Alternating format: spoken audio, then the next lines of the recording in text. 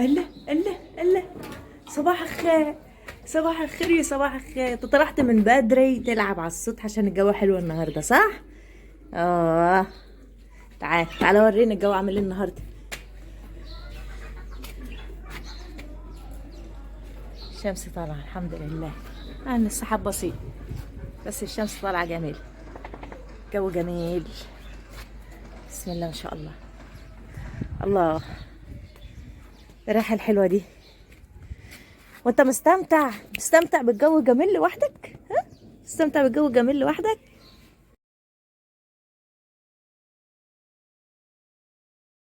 الحق بابا، بابا جه.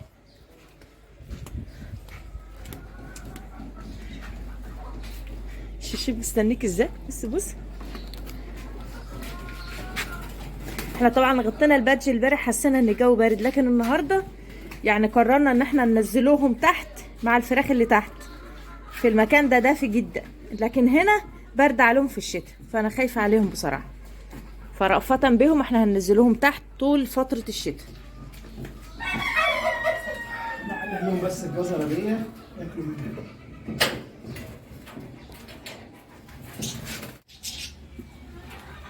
معظم الاحتفاليه لماما. كلهم كانوا بيطمنوا عليك ويقولوا ريكس عامل ايه في الساقعة. ريكس متدفي 100 100 في الساعة. خافوش، هو اصلا ما باتش على السطح. تعالى يلا. هنهزر بقى اهو. هنهزر اهوت والسطح مبلول وهيهزر وهينيل لي هدومه بالليل. الاول تعال نبص على الزرع كده الاول. بسم الله الرحمن الرحيم. ونشوف حصل له ايه بعد الشتاء. بسم الله ما شاء الله.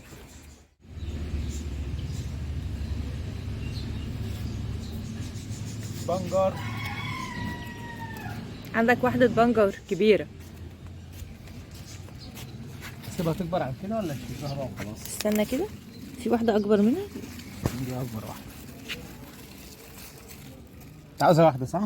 انا عايزه واحده. هات لي دي، هات لي دي، هات لي دي. نجيب لك دي.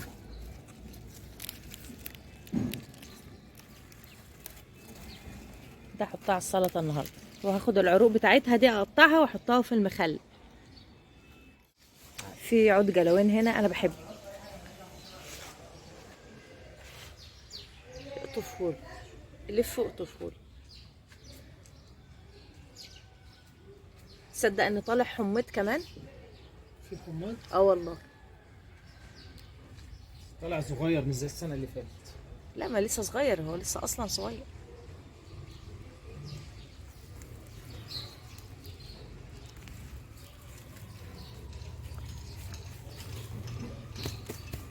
وري لهم بس شكل النبات. شايفين الاول شكل الورقه عشان تبقوا عارفين. ده النبات ده بيتاكل. احنا بنسميه في مصر جلوين، معرفش عندكم موجود ولا اسمه ايه عندكم، مش عارفه. ده اسمه جلوين. ده مفيد جدا للجسم. وانا فرحانه بقى بالخبيزه. الخبيزه دي بحبها، بعمل منها احلى شوربه، احلى من شوربه الملوخيه كمان في الشتاء. انا سايباها بس تكتر شويه عشان اعمل منها، اقطفها واعمل منها اكله حلوه. لا طالعه ياما، طالعه كتير، حتى هنا في الصندوق ده طالع منها كتير. وريهم كده، في الصندوق ده طالع ياما.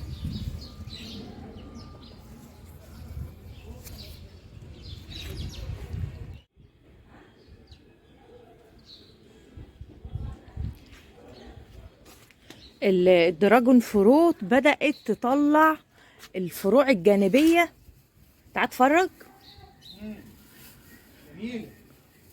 لا دي طلعت فروع جانبية كتير. دي شايف، احنا وضخمة. عاوزين بقى ده وده نحط له عصايه تخينه كده او وتد تخين ونبداوا نربطهم عليه العود واحد بس زي ما احنا شفنا في في الفيديوهات. عموما هو الدراجون فروت هيبقى في صندوق اللي احنا عاملينه الكبير اللي هناك عن ناحيه الزرع، هيبقى افضل من هنا بكتير. بس كده ازرع الكزبره دي كده مع الساده المشاهدين الاول كده بسرعه.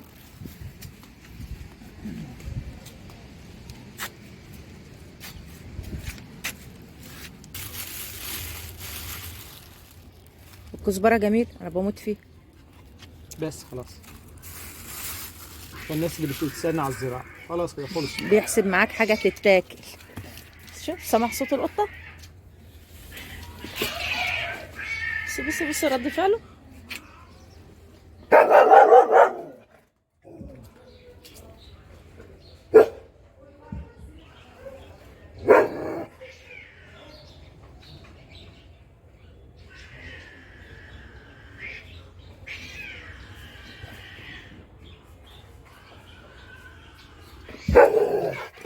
هيتجنن على القطه اللي بتعيط.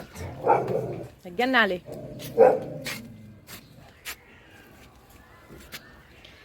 خلاص ولا اتفقنا؟ هنرويه ولا اي شيء. هو اصلا الدنيا هتمطر اساسا، بتمطر بالليل. برضه احنا ما خدناش خضار لينا.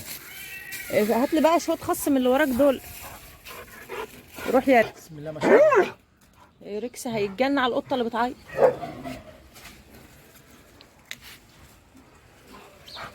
خلاص بس خلاص ما تزعلش اعصابك بس. نفس شعره ازاي متنرفز على الاخر. ما تخافش عليها يا ريكس، محدش بيضربها. تعال حنين زياده ريكس. حنيه غريبه. وده لينا النهارده. بسم الله ما شاء الله.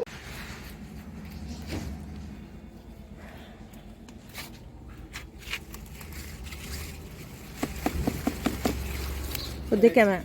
ماشي. شفتهاش دي. كفايه كفايه. كل ما نحتاجه نعمل. انا بس عايز توريهم حب الرشاد وصل حجمه قد ايه. ده حب الرشاد بدأ يطلع البذور بتاعته.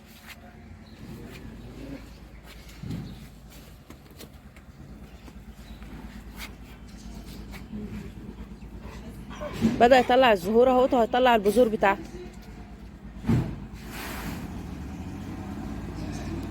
في هنا ده بالفعل طلع البذور. في بعض النباتات طلعت البذور بتاعتها. سبحان الله. ايوه هنجمعه كوسه. فجأة جميلة. ايه ده؟ احنا سهينا عليها كده؟ احنا سهينا عليها لحد ما كبرت خالص. النهارده بقى ناكل كوسة.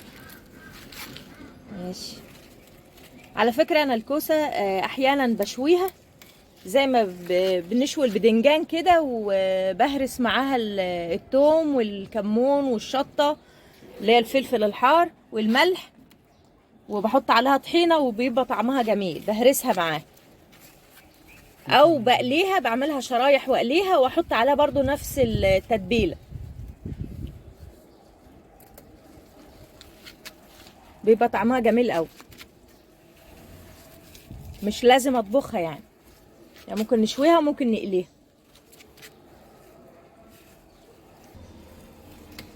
عندك كوسايه كبيره كمان انت مش واخد بالك منها خالص. ثانية ثانية. انت مش شايف؟ الله الله الله. في عندك واحده تانية كمان اهي. ده كمية كبيرة النهارده. طب والله حلو. يعني حوالي كيلو، هنجمع حوالي كيلو النهارده.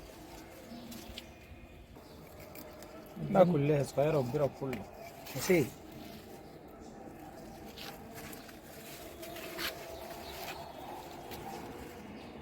ركوسو ركوسه يا ركوسه يا جميله يا ظريف. اول النهار ما طلع قعد يعيط لي عشان افتح له باب السطح، طلع جري.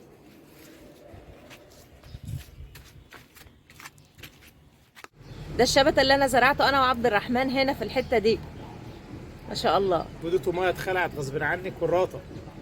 دي واحده كرات هاكلها مش مهم. هناكلوها مفيش مشاكل.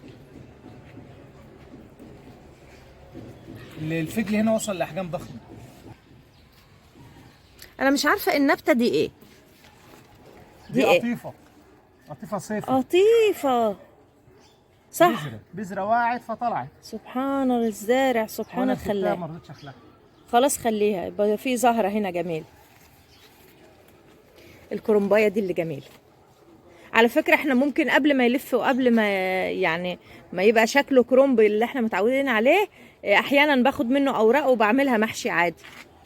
حتى ورق الكرنبيت بيتعمل محشي مفيش مشاكل. ورق الخاص كمان بنعمله محشي في مصر. الفجل هنا اللي كبر بشكل مش طبيعي، الاوراق بتاعته ضخمه. شوف الغله دي، مش الورقه. وهنا واحده غله، افتكرت محمد مختار وهو بيقول انتوا زرعتوا غله ولا ما زرعتوش؟ غله اللي هي القمح. الغله عندنا في مصر يعني قمح، بس هي لسه فاضيه، هنسيبها لحد ما تتملي. سبحان الله. اي بذره بتتحط في الارض بتاعتنا دي بتطلع على طول، لان احنا حاطين فيها الفيرم كومبوست، وده اي بذور بتتحط فيه بتطلع فوري. كنا عايزين نبقى نعمل لهم فيديو عن الفرق ما بين الكومبوست والفيرم كومبوست ان شاء الله باذن الله. وبعد جولتنا على الزرع تعالوا مع بعض نشوفوا من البط الصغير اخباره ايه بعد ما انتم مشكورين. وبشكر كل الناس اللي كتبوا لي في التعليقات ونصحوني ان انزله تحت في الدفا، واحنا فعلا اخدنا من نصايحكم ونزلناه تحت. ويلا بينا مع بعض نشوف البط الصغير اخباره ايه. يلا بينا.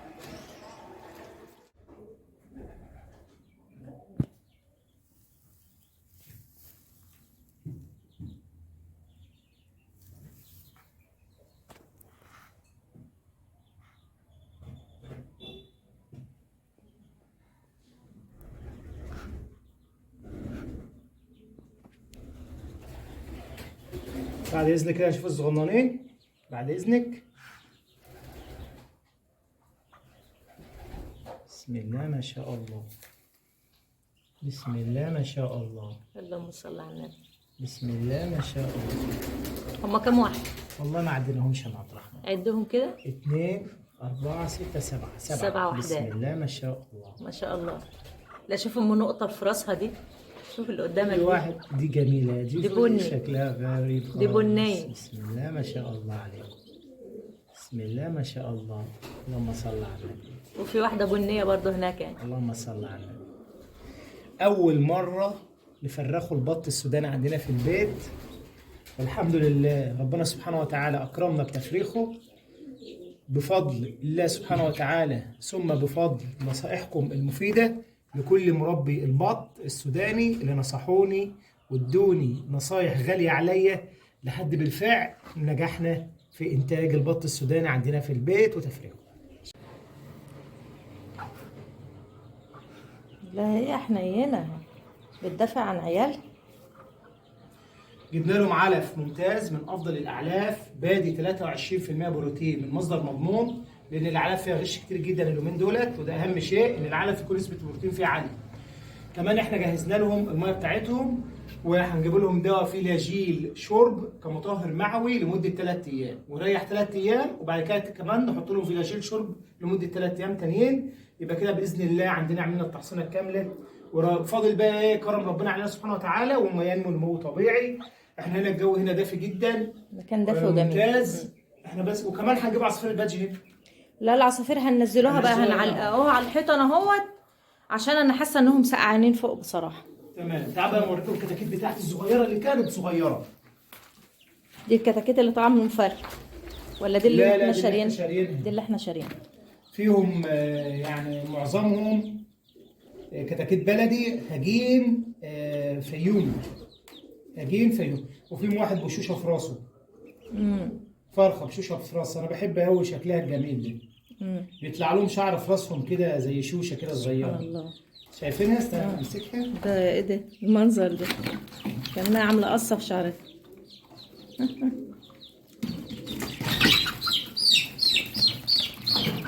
شايفين الكتكوت ده عامل ازاي؟ دجاجه، دي دجاجه. الشوشه دي غريبه خالص.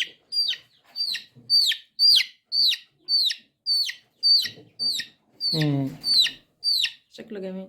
شكلها جميل، شكلها جميل جدا. سبحان الله.